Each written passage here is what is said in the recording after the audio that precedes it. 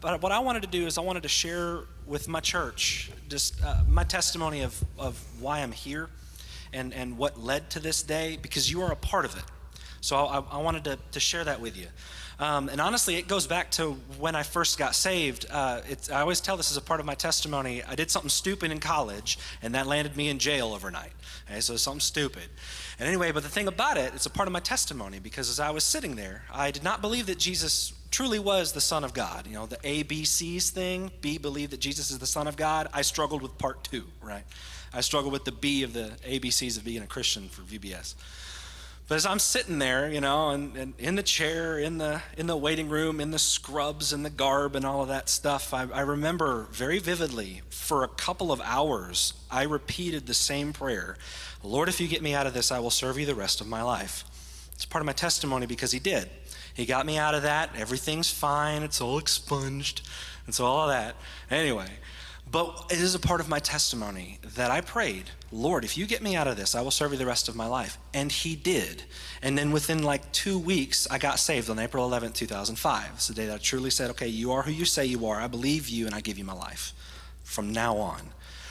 That's a part of my testimony. And the reason I bring it up now is because I remember in that moment feeling hopeless, right? I remember in that moment saying, I have no idea who to call. I have no idea who can help me. Right, I've even been calling my parents saying, hey, can you help me out? Problem is, they didn't accept collect calls. So I literally have no one that I can call.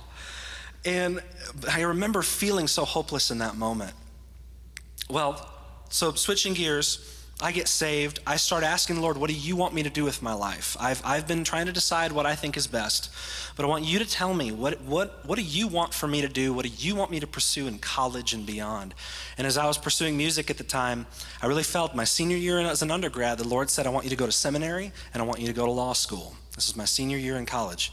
I'm like, well, that's pretty specific.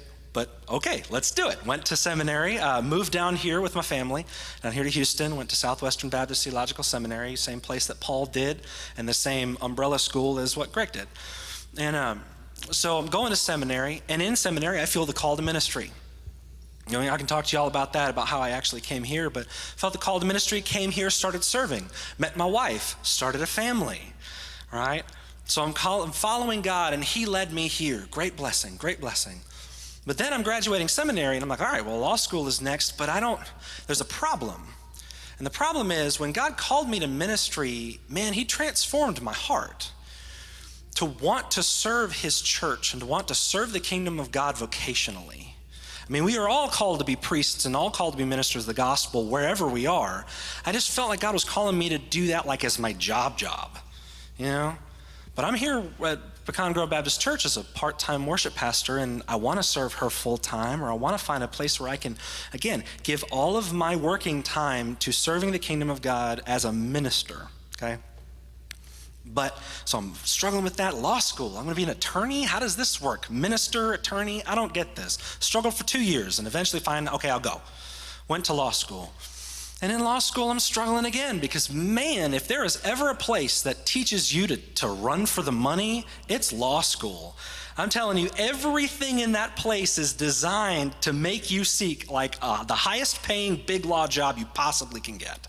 That's what I'm hearing in like all of my classes from all of my advisors and all this different stuff. And so I'm working at doing internships and I'm trying to see how that works. And I'm just like, this is not me. Like this is not really what's going on in my heart. And is this why God called me to law school? You know, to go work for a firm and to make a lot of money? Is that what he's called me to do? Maybe, but I'm struggling with that, And then over the course of 2 months, bam, bam, bam happens. One thing, Allison's brother comes down. Y'all remember? From Detroit. He comes down and he starts sharing about his ministry. And one of the big things that he hits is he starts talking about how God called him to serve the least of these. Biblical reference, right? God called him to serve the least of these. So you have that.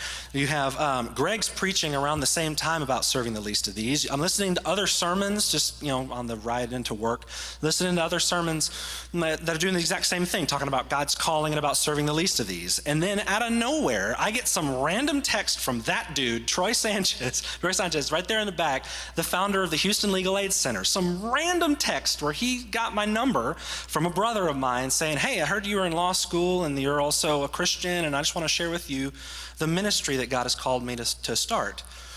In the Houston Legal Aid Center, what it is that we give pro bono and reduced cost legal services to those who can't afford it. But not only being that kind of a legal clinic, but also sharing the gospel. Also applying biblical principles in those meetings, also praying with folk and trying to get them connected to a local church body. That's the heart. And he's sharing this with me, and I'm like, oh my goodness, this is Jesus. This is exactly what I'm built for. Ministry, legal, right? Ministry and law, that's exactly what this is. And for the first time since I started law school and thinking about law school, I finally realized this is exactly what God has called me to do. This is it, I'm crying, I'm talking to Casey, I'm I finally found it, Man. And so that's what we're doing here. That's what I'm embarking on. I'm joining the Houston Legal Aid Center, but we're starting it here in Richmond. So we're calling it the Richmond Legal Aid Center. And again, that's our heart, is to provide legal services for those who can't afford it. But again, not just legal services, but also spiritual help. Also praying with them, also inviting them to know Jesus. Trying to get them connected with a local church body, because they can't be discipled in just the 1 hour that they're going to meet with us and then we're working on their cases. They need to be a part of a family, a local church body family. And so that's a part of what our heart is. So I'll share that with you, knowing that that's what we're starting here. In the process of doing it, and hopefully the first part of next year, we'll start being able to take cases and meet with clients. Right now, I'm in a phase where there's two things that I'm looking for. And so please, prayerfully, you can talk with me about it. There's two things. One is we're looking for a host site. We're looking for a place that the assistant that would be working with me and myself would be able to office at and do our take cases and work on that together. We've already talked with the leadership of Pecan Grove Baptist Church. We've already talked together, and just because of the ministries that are already going on in the church, the preschool and stuff, it's just not a good fit. So we're looking for another place. We're looking for a church or some other organization that we can office at. That's one. Two is we're also in the fundraising stage, right? If we're going to be helping people who can't afford to pay for legal services, we got to get our salaries paid some other way, right? This is exactly what a missionary does. When a missionary goes overseas to work, he needs to raise the funds to be able to do it. And so that's what we're doing here for the Richmond Legal Aid Center. I'm in that season of trying to get our funds raised. So those are the two things that I'm working on right now. I just wanted to put that on your radar. This is what's going on here in the next few months. But the last thing that I wanted to say in all of that is thank you. I don't know, for those of y'all who are on social media, you maybe have read some of the posts that I posted after I took the bar exam or after I found out that I'd passed. But just to reiterate my heart for that, I very much credit the blessing that I have received in law school and as taking the bar and passing it and starting this new ministry. I very much, in no small part, credit that to you, because you are my church. I was called here to be with you. You ordained me. I'm a minister of the gospel because you ordained me. You're about to swear me in as a legal missionary. I'm not just doing this thing out here, and even though it's in Richmond, just right down the street or whatever. I'm not just doing this fun legal thing because I now have a law degree. I look very much as this moment as you sending me. As we send missionaries. You send them out to do the work of the Lord. I feel very much like that is the case here with you. That you as a church are sending me to meet both legal needs and spiritual needs in the community. And so I thank you very much for your prayers, for your encouragement, for your support in that. I'm so eager to be able to share with y'all the life change that we're going to see through meeting with clients. I'm your worship pastor. I'm going to be able to be sharing these testimonies with you in the same way as the Cavenders and other folks coming in here to share about the ministry that God's doing through their missionary ministries. Well, folks, thank you. I think it's now time for us to make it happen.